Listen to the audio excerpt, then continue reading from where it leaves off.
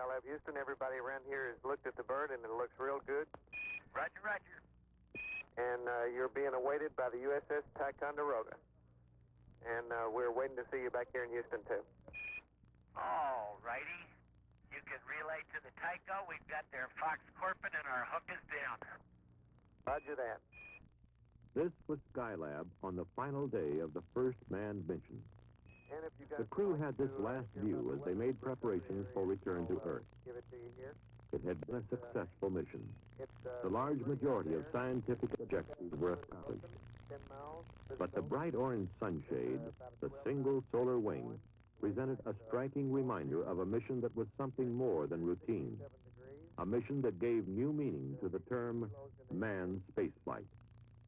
13, 12, 11, 10, 9, 8. We have ignition sequence has started. 6, 5, 4, 3.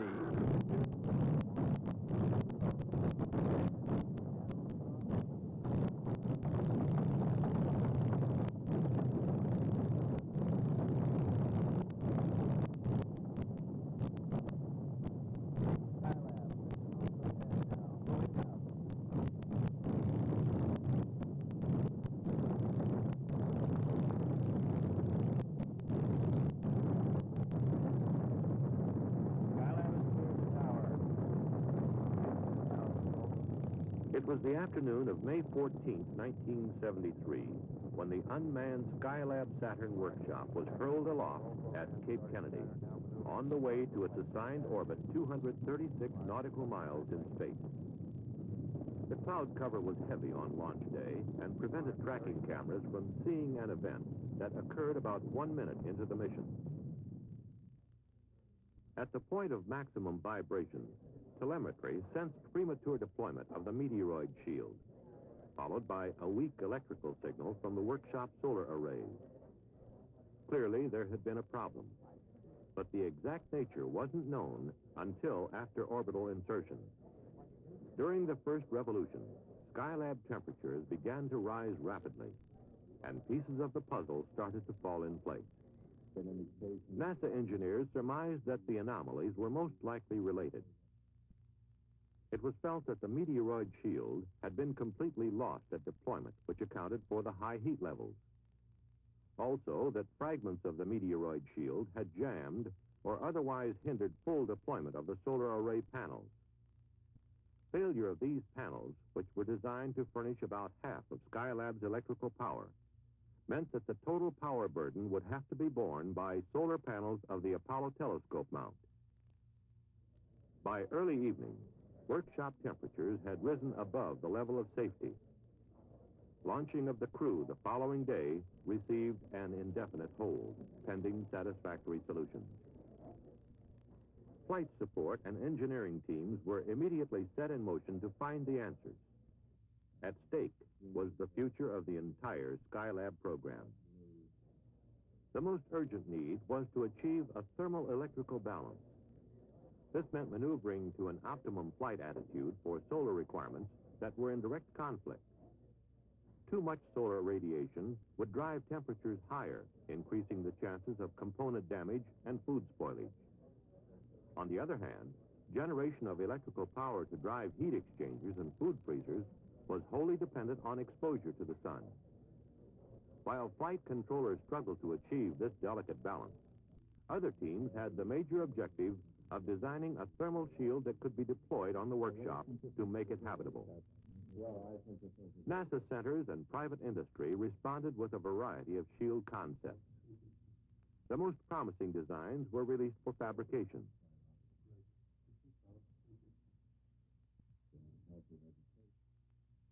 Finally, they were subjected to functional testing. By the 5th day of the mission, the choice had been narrowed to a model called the Parasol. It had good functional reliability, and the crew would be able to deploy it from inside the workshop through a scientific airlock. Another shield, the twin-pole sunshade, would also be carried on the mission as a backup. Here in the Skylab underwater simulator at the Marshall Space Flight Center, crews practiced extravehicular installation of the sunshade in conditions approximating 0G. As for the solar wings, simulation methods were mostly inconclusive.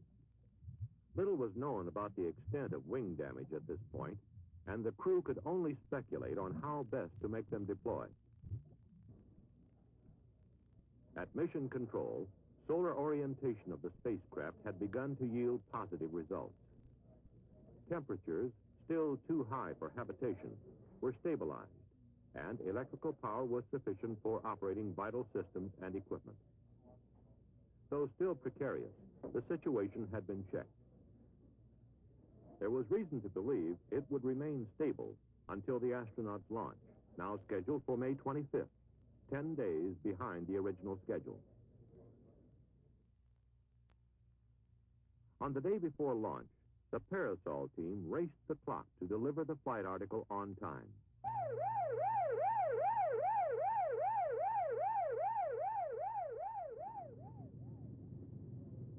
They were down to the last 30-minute extension as the Parasol, packed in the flight canister, was loaded for transfer to Cape Kennedy.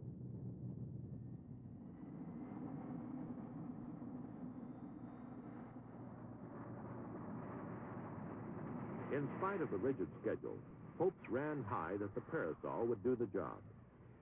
Attention now turned to the astronauts who would attempt to put it in place.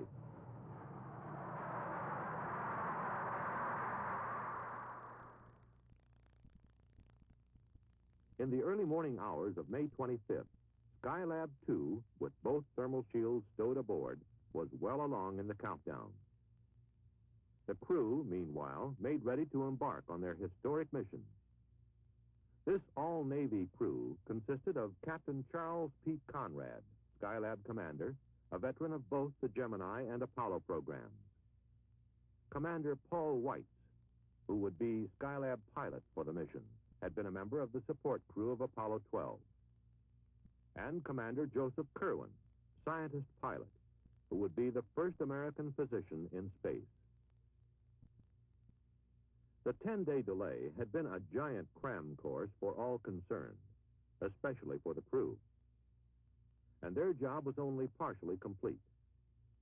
The execution of all the planning effort was now solely in their hands.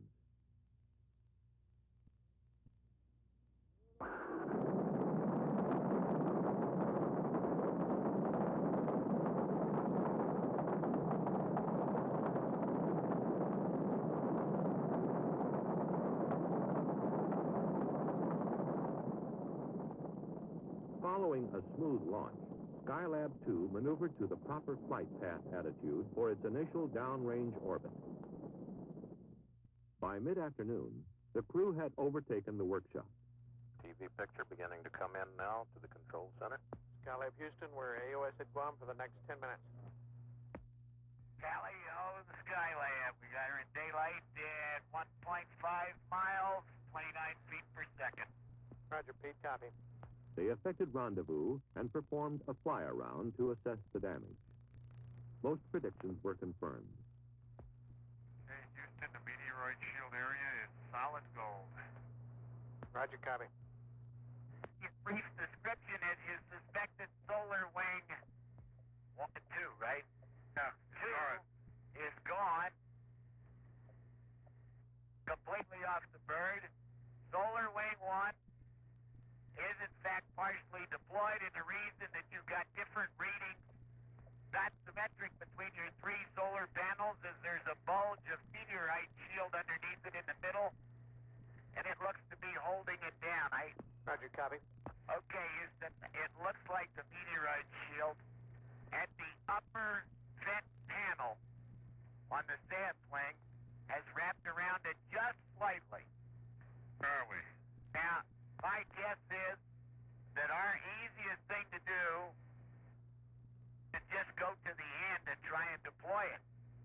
Roger, Pete, from which side of the SAS is the meteoroid shield slightly wrapped around? Is it on the side of the main tunnel? Or Before docking, the crew attempted to free the wing. The other side, Dick. Although the try was unsuccessful, the TV pictures seen here proved invaluable in devising the technique that ultimately worked. Following a night's sleep in the command module, the crew spent the morning of Saturday, the 26th, activating and checking systems in the multiple docking adapter and airlock module.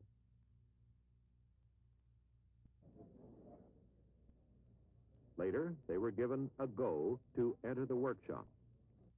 So we are progressing slow but sure, and everything so far is working. By late afternoon, the canister was positioned in the scientific airlock, ready for parasol extension. Okay, Pete, we had a little drop out there, some noise. Could you tell us what step you're on? We're about to put rod delta on.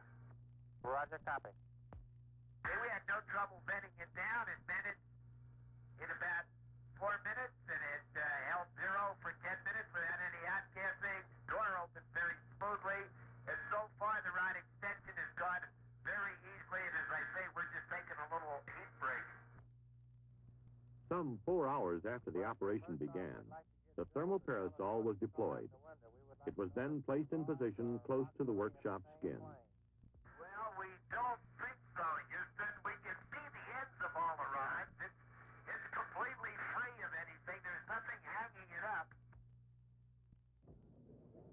It took about 2 revolutions of Skylab before temperatures began to fall. Projections showed that if the present trend continued, the workshop would be below 100 degrees the following day.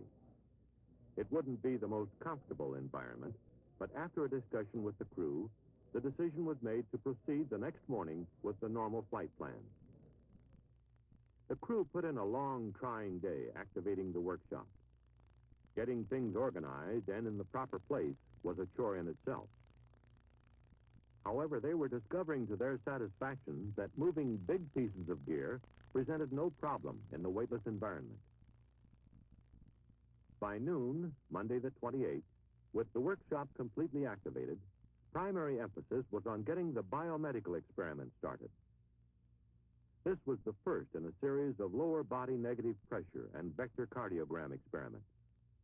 Paul White's the subject, Joe Kerwin the observer. There followed a workout on the bicycle ergometer to check metabolic effectiveness and to evaluate the bicycle as an exerciser for long-duration missions. Ideally, the handlebars would be longer than they are now and would kind of sweep down around you so you could grab them in the right place. Other medical experiments conducted over the next few days included blood samplings from each crew member to satisfy the 5 blood study experiments. Body mass measurement to determine each crewman's daily weight and to validate the use of this device for weighing in 0G. A rotating litter chair, a part of the human vestibular function experiment, tested for motion sickness, rotation perception, and ability to determine orientation. In addition to these and other medical experiments, science experiments were simultaneously being performed. Here, Pete Conrad operates the Apollo telescope mount control and display panel in preparation for the solar physics studies. In subsequent operations, data such as this active region of the sun was recorded by the telescope. Weird sound, but it's pretty clever. Got a tape motion light. The Earth resources experiments also got underway after activation of the 6 remote sensing systems. Mark, S-192, I got a ready light. We just came out from over the clouds. How about that? Auto sequence start on 90, and you EPC go. From a broad field of view provided by this large space platform, the systems began photographing selected portions of the Earth's surface in the visible and near-infrared spectral regions.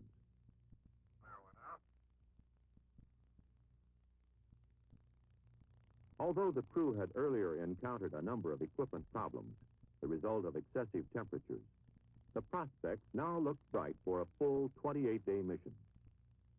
The temperature had stabilized in the mid-70s. The food was good, and so was morale.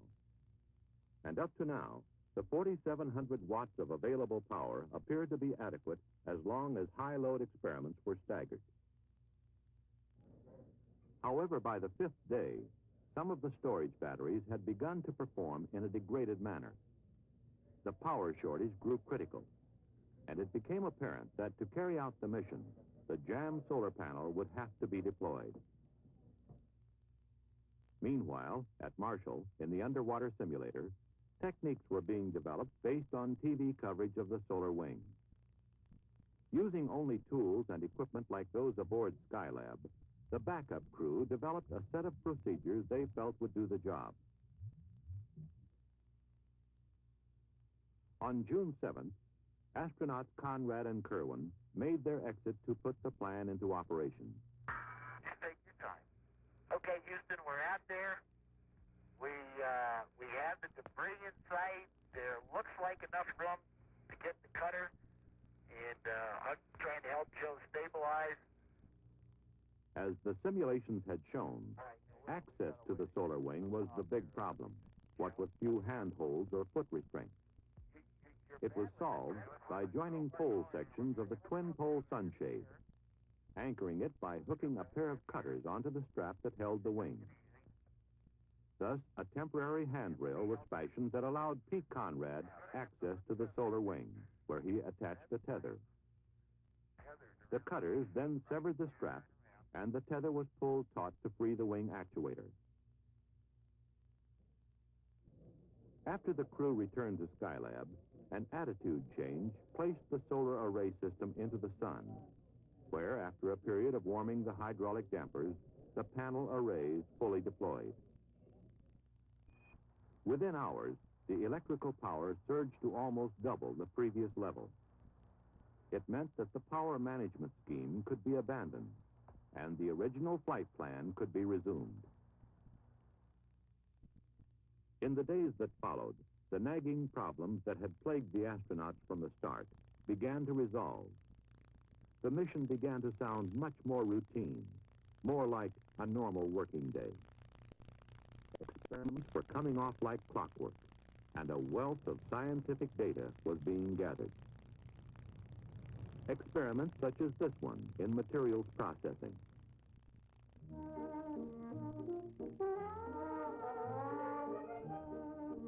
With more leisure, it was not uncommon for the men of Skylab to indulge themselves in the fluidity of movement in zero G.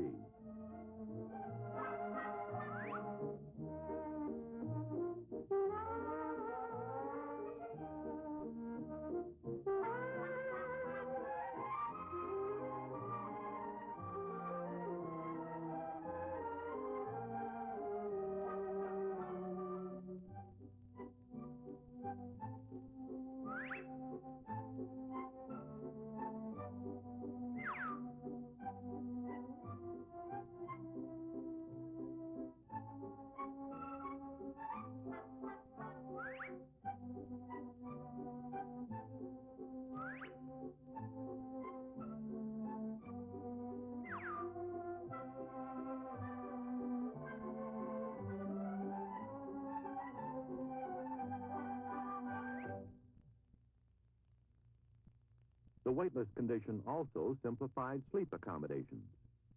Since there was really no up or down, the only requirement was a sleeping bag type of restraint. And as mentioned earlier, heavy objects were easily handled. It was the small pieces that sometimes got away. But even when objects were lost, they generally turned up sooner or later on the air conditioning screen, there to be reclaimed. On day 29, after performing final closeout of the orbital workshop, the crew donned spacesuits for the return leg of their mission. Skylab Houston, we're in at-hold CMG. Your go for undocking. Okay, stand by. Roger. Okay, we're free. We got 0.4 of a foot per second, Houston. Roger. Bye-bye, Skylab. After undocking, they remained on station briefly to obtain photographic coverage.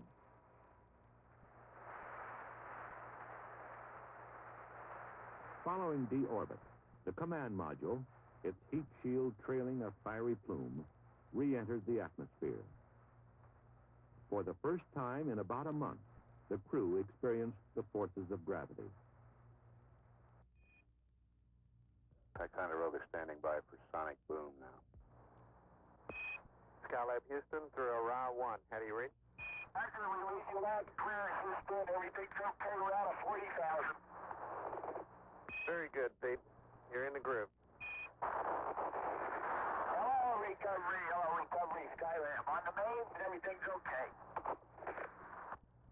And this is recovery. We have a visual below the overcast, about 100 at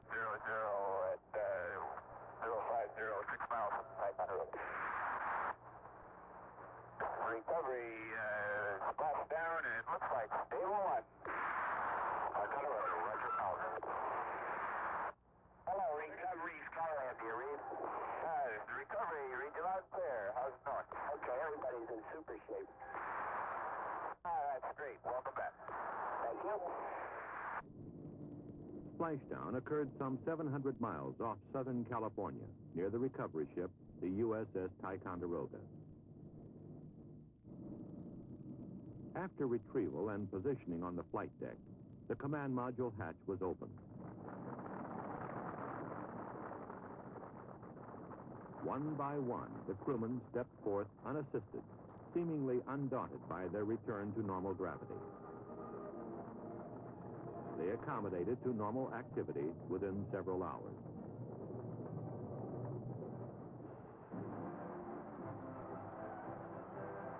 In San Diego, the first Skylab crewmen were received by a vocal and appreciative throng.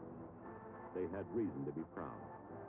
The large majority of scheduled experimental data was gathered, and all subsystem operational test objectives were achieved. All this in spite of the problems encountered from the start.